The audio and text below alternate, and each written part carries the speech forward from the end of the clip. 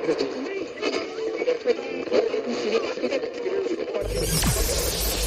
ready for unique, rare, and little-known treasures from the golden age of radio. You're listening to The Amazing World of Radio with Adam Graham. Welcome, and our summer series continues with another episode of Mr. and Mrs. Blandings. This is from the Armed Forces Radio Services, so no TWA ads. The original air date, June the 10th, 1951, and the title is The Firehouse Benefit. Mr. and Mrs. Blandings, starring Cary Grant and Betsy Drake.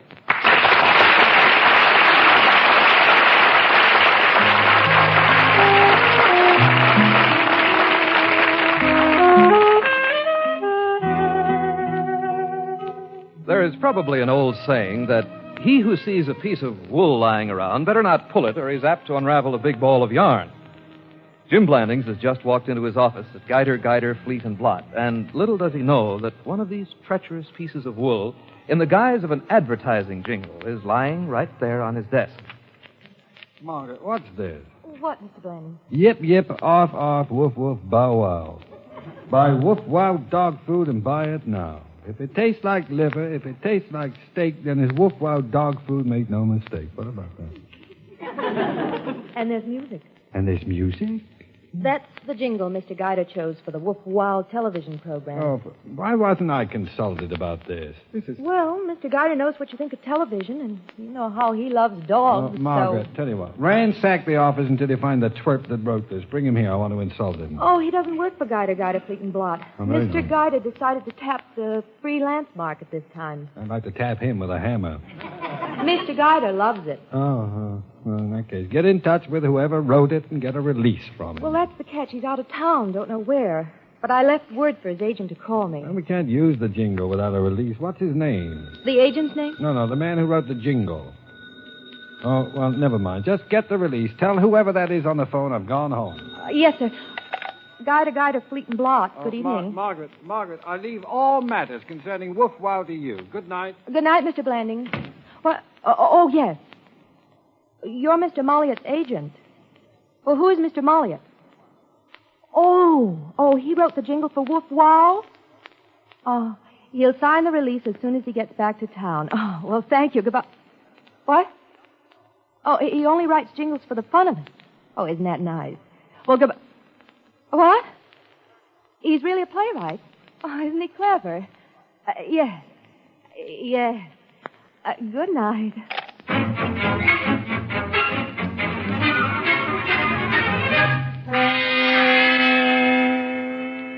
The ball of yarn is unraveling fast.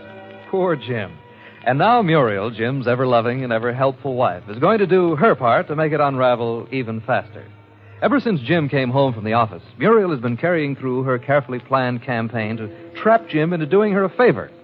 And what a favor. Listen, she's discussing it on the telephone with Mrs. Gray, head of the Lansdale Drama Society. No, I haven't asked him yet. Mr. Blandings has got to agree to be in our play. He will. Just give me time, Mrs. Gray. Must you whisper? Yes. Well, I'll leave you to it then. Good night. Thank you. Goodbye. Au revoir, but not goodbye. Sorry I stayed so long on the phone. Another glass of wine, dear? Oh, yes, thank you. What a nice idea, Muriel. We haven't had a bottle of wine with dinner for a long time. That's true. Well, bottoms up. No, Muriel, no. No? No. Never say bottoms up with wine, particularly at the dinner table. You're so right. My Jim, you are very continental. Yes, I suppose I am continental. Me, this is the life. You really think so? Oh, I do, and it's because of you, Muriel. You're the perfect wife. Oh, Jim. It's true. I come home from work dead tired. You meet me at the door, hang up my coat, bring me my slippers, the evening paper, and now a wonderful dinner. A bottle of delicious wine. What have I done to deserve this? It's what I hope you're going to do. I've done nothing. You're much too good for me, Muriel, bless you. Oh, darling. And I'm much too clever for you. I won't do it. Won't do what? Whatever it is you're going to ask me to do. I was only going to beg a little favor of you. Well, I'm going to beg a favor of you. Of course, dear. What is it? I'm going to beg you not to beg a favor of me. But you don't even know what my favor is. Now, whatever it is, I'd like to remind you that I haven't recovered from paying my income tax, and I have a wife and 2 small daughters to support. It hasn't anything to do with money. Uh-huh. Would you do something that would help build a new firehouse? Lansdale needs one. Muriel, you promised me it had nothing to do with money. It doesn't. Would you play in the luncheon party? Play in the... You mean make sand piles in the spinach? What do you mean? I'm perfectly serious. It's to raise funds, and we need a handsome man. Oh. You want me to go out to lunch and play? Play what? The luncheon party is a play. We want you for the lead. You what? You're the only one who can do it. Muriel, I'm not an actor. I haven't got time to be in a play. That's the joy of it. What's the joy of it? Even though you're the lead, you only have one speech. Oh, well, that's the most sensible thing I've ever heard about a speechless actor. About time. Now, allow me to explain. The luncheon party is a play about people at a luncheon party. You don't say, huh? And they wait around for this man to appear who is you, and he does, out of the middle of the stage. And everyone wonders who he is, and that's the end. Just one speech. I can't believe my ears. You mean this man who is me comes out of the middle of the stage and has one speech, and that's the end? Oh, that's the end, all right. Where did you get this play? That's the best part. It's a new play. It's going to open on Broadway. But the author, Mr. H.M. Molliott, says he's glad of the chance to try it out here first, away from the critics. And the money goes toward a new firehouse. We need a new firehouse, Jim. Oh, yeah. Where is this H.M. Molliott? I'd like to shake him by the teeth. I don't know where he is. In hiding, no doubt. Now, don't be absurd. He's a terribly important man, and this is a wonderful play, and I've got a marvelous part. Please, Jim, say you'll do this. We need you. Lansdale needs you. Oh, go on. Lansdale doesn't need me. I only asked a small, tiny favor. There's a pause. Go on. Go on. I don't know what our marriage has come to if we can't lean on each other during a time of crisis. Oh, you can lean on me, Muriel. Go ahead and lean. Without you, we can't do the play. Oh, yeah. That means no firehouse. Oh, now, Muriel, don't cry, darling. I'd do anything for you. Then you'll play the part of Cyril Glenville in the luncheon party? Cyril Glenville? No, Muriel. No, Muriel. Never in a million years will I play Cyril Glenville.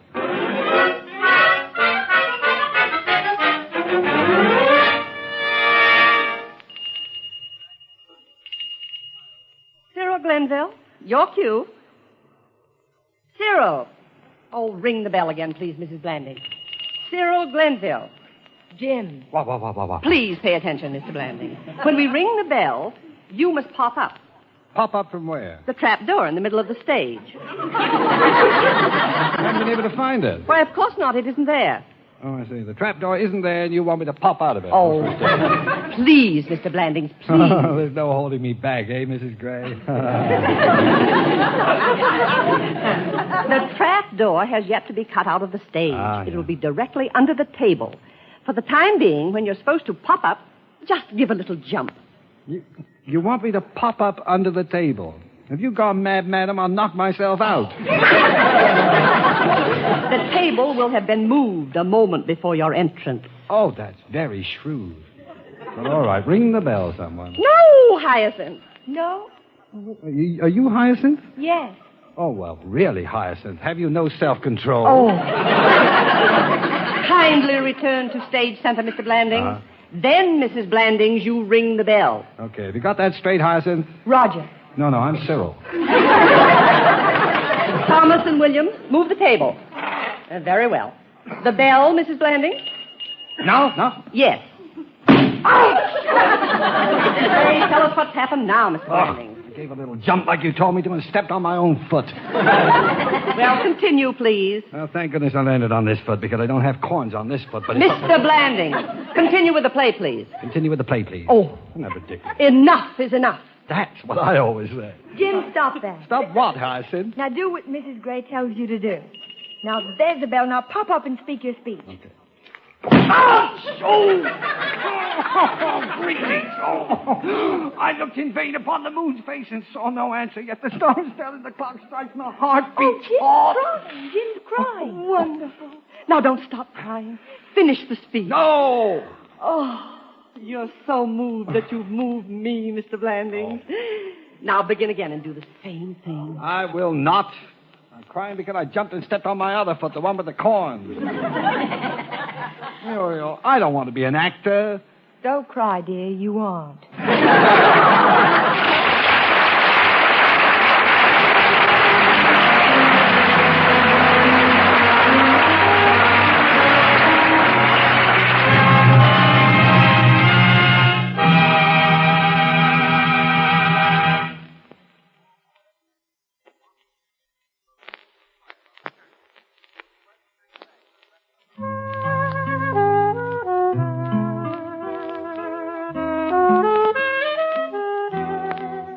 The Lansdale Drama Society is presenting The Luncheon Party, a play by Mr. H.M. Mulliott, who also, unknown to Jim Blandings, is the writer of the Woof Wow television jingle. The Luncheon Party, which has been in rehearsal for 2 weeks with Jim playing the lead, is being presented to raise money for a new firehouse. And, considering the fact that the old firehouse burned down only the other day, this theatrical enterprise is very important. Jim Blandings hates the play and hates himself in it. But always a man to do his duty. He's rehearsing at home right now with Muriel. Wait a minute, Muriel. Are you sure you didn't burn down the firehouse? What? I believe you heard what I said, Hyacinth. I refuse to answer your play. That seems most peculiar to me that on the day I announced my resignation from the Lansdale Drama Society, the firehouse burns down. You know it was the cat's fault. On with the play. I am not convinced it was the cat's fault. You know perfectly well that the firehouse cat was playing with kitchen matches, lit some, her tail caught on fire, and before she fortunately put out her tail in a bucket of water, she set the firehouse on fire. Well, who gave the kitchen matches to the cat? That is the question. We're getting a new firehouse, Jim. On with the play. Now, there's something rotten in the state of Lansdale. It's not only my acting. That is your opinion. Well, Muriel, if you think my acting is rotten, why'd you want me in the play? I didn't say your acting was rotten. No, but I did. You realize that tomorrow is dress rehearsal. Unfortunately. How did you say I could get in touch with that cat? Is the name listed in the telephone directory? Why do you want to get in touch with the cat? Well, if we can get away with arson once, we can get away with arson twice. I'll supply the matches this time. We'll burn down the stage and fry the luncheon party. It's a good thing we're married, because if we weren't, I wouldn't marry you. Oh, Muriel. You answer it. I'm too crushed to move. You're too lazy to do anything. I don't think I like you very much. Hello? Mrs. Blandings? Yes? Mrs. Gray, exciting news. Yes? Mr. H.M. Mulliott is coming to Lansdale to see the luncheon party. Is that good? Perhaps he won't like it. He wrote it. No, I mean how we're playing. Oh, he'll adore it. Now, I thought as long as you and Mr. Blandings have these in my guest room, that Mr. Mulliott... Hey, but I... Radishes, that's as it should be. He'll be here tomorrow to give us some pointers at dress rehearsal. Tomorrow? But... I have to go now. Until tomorrow, then. But... Good night. You were talking to Mrs. Gray. How do you know? You said but so many times, I knew you were talking to an old goat.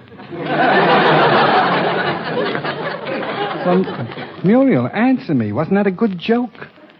One of the worst I've ever heard. Uh-huh. Shall we go on with the play? We'd better. Mr. Mulliott will be here tomorrow. How horrible. It's wonderful. He's staying here with us. Ghastly. An honor. We look forward to it. With dread. Why can't he stay with Mrs. Gray? Because she has an aunt in her guest room. Only one? Well, that's no problem. Hundreds in our guest room. Send her a jar of ant paste with my compliments, and send her Mr. Mulliott. Fuff. Just like that. Well, we better be good in the play. I don't want to be embarrassed in front of such a distinguished man. Oh, go on. What makes you think he's so distinguished? His play is a can of soup, if ever I've seen one. Mr. Mulliott graduating. Well, no. Didn't you tell me? Would it have made a difference? No.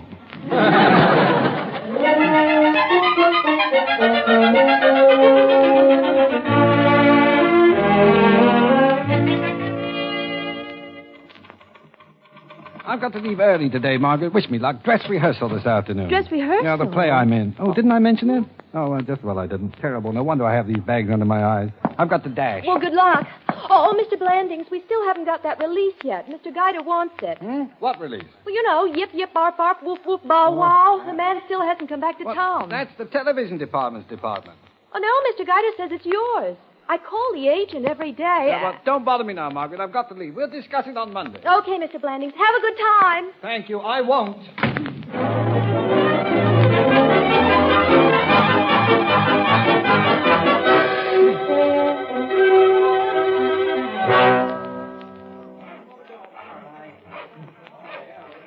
Very well, boys. There can't be much more sawing. We must rehearse. Ma'am, the wood is hard. Mrs. Gray, let me ask you, why wasn't this trapdoor cut days ago? Because, Mr. Blandings, we had to get permission from the school board. Yeah, cutting a hole in our high school is a serious offense. Well, and jumping out of that hole is ridiculous. It'll be most effective, Mr. Yeah, Blandings. it'll be very effective if someone forgets to move that table in time. Tell me, why does the table have to be over the trapdoor? Why not cut a trapdoor in the table? I'll pop through both of them. Mr. Molliot will be here in a second. Kindly adopt a more professional attitude. A more professional attitude about what? Jumping around on a high school stage, reciting boulder squash, being directed by the head of some woman's club? I am president of the Lansdale Ladies, Mr. Blandings. Don't get me into a discussion about presidents. Hey, gee, look out the window. It's the cops. Oh, that must be Molliot. Oh, I asked the mayor for a police escort. Let's go look out the window. Oh, did you say Mr. Molliot drives a pale yellow convertible? No, but that must be Mr. Molliot. Oh, dear, where are my glasses? I can't see. Where are my glasses? Where are my glasses? Did you mention a police escort? Yes, a local honor. Well, this is the first time I've ever seen a police escort chasing the car it's supposed to be escorting. If Mr. Molliot has a chauffeur, he can stay. Hey, the cop caught up with him.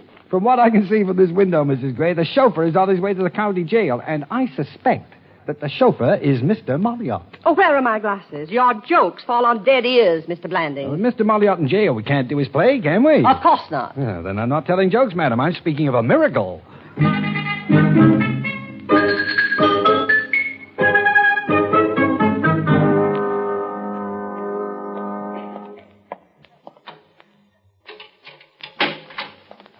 You, Mr. Molliot? That's what they say. I'm Lawyer Prim. The town of Lansdale, under the leadership of Mrs. Cornwallis Gray, is raising bail. One more donation, and you're out.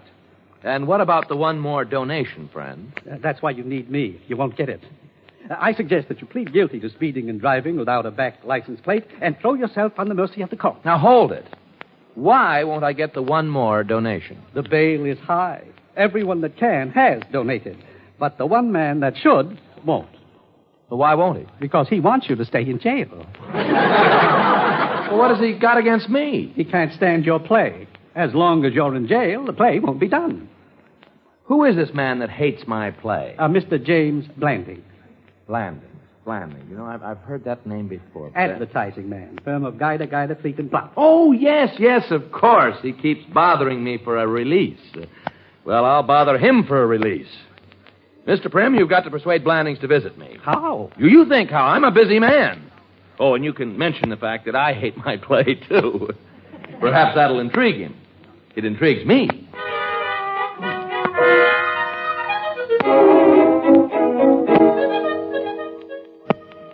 No, Mr. Prim, I will not visit Mr. Molliot. Mr. Blandings, do you like being responsible for a man being locked in a cage? Anything that belongs in the zoo belongs in a cage.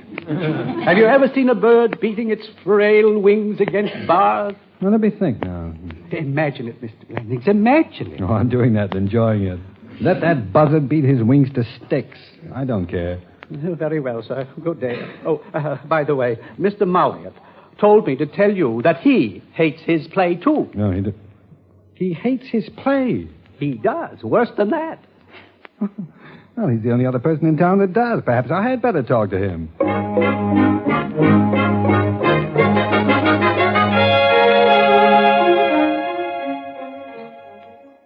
So, if you'll agree to help with the bail, I'll be out of here. I'll leave town. I'll leave the country. But you still expect me to be in your play tomorrow night. As a favor to me. When is it supposed to open on Broadway? 3 days after I sail on a freighter for Holland. Oh, Mr. Molliot, I like you. I'll make you a deal. You will? Yeah. I'll see that you get out of jail if you call off the play. And have word get back to New York that Lansdale called it off, that it was no good? Oh, I should say not. All right, then goodbye, Mr. Molliot. It's every man for himself, you know. Just a minute, Blandings. You're right. It is every man for himself. Then what do you say? Call off the play? I'll tell you what I say. Yip, yip, arf, arf, whoop, whoop, bow, wow. That strike a bell? Not you. Yes. H.M. Molliot, famous playwright, author of a woof-wow jingle. I should have known. Well, I've only proved that I, too, recognize television, that I, too, can always use extra money. Yes, Mr. Blandings, you should have known. Now, if you want me to sign that release...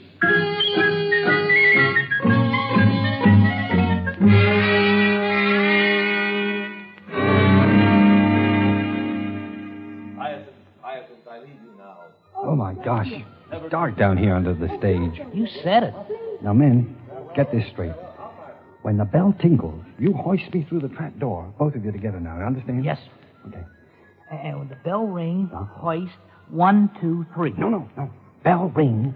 1, 2, 3, hoist. Hoist. Yeah. When will the bell ring? After they move the table, about a half a minute after. Well, then it's almost time. Get ready. Yeah, I heard some kind of noise. That must be the table. Must be. Get ready. Is that it? Must be. Hoist. 1, 2, 3.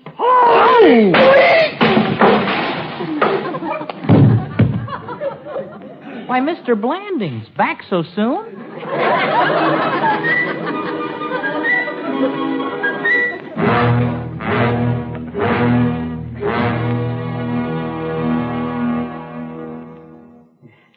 How long was I unconscious? I don't know, dear. You don't know. Well, on with the play, dear. We had to go on. Oh, We sure. brought you to the second it was over. Yeah. Well, I just wanted you to know that I was so worried about you that I only took 3 curtain calls. 3? Nobody loves me. Why wasn't that table moved? It was going to be. Going to be, indeed. You popped up too soon. Right on cue. I heard the bell. I popped up. Hoist. There wasn't a bell. A good humor wagon passed the theater and you heard that. And why aren't you in a good humor? I'd like to be in a good humor right now. Covered in chocolate. Well, cheer up. The play was a great success. When you shot through the trap door shouting hoist and hit your head on the table and shot right back down again, it was very effective. I bet about it. The audience loved it. Oh, my. Mr. Guider will never know the sacrifice I made for his darn woof-wow jingle. Well, that reminds me. There's a telegram here from Mr. Guider. Yeah. Well, read it to me, darling. My eyes aren't back in focus yet. Leaving for Phoenix in the morning. Join wife and mother-in-law. Well, that's nice, but why tell me? As long as release for Woof Wow dog food jingle has not been forthcoming, decided drop whole thing and concentrate on talking dog approach. Expect talking dog in my office when I get back or else. Signed, Rufus W. Guider. Oh, no. Doesn't want the jingle, eh? Apparently not. I went through the trap door and knocked myself out for nothing, eh? For the new Firehouse, dear. Wants talking dog, eh? What an unusual request. I've got just one little thing to say. What's that, dear? One little thing.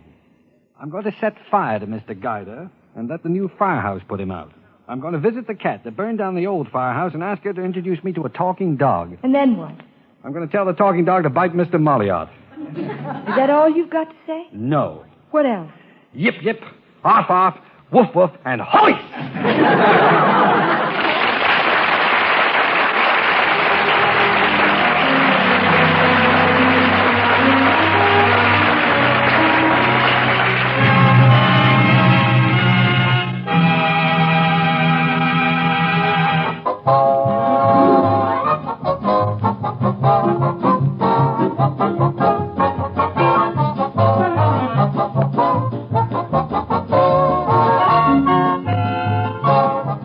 Again next week, same time, same station, for Mr. and Mrs. Blandings, starring Cary Grant and Betsy Drake. Tonight's show is written and directed by Nat Wolff and transcribed in Hollywood. John Stanley speaking.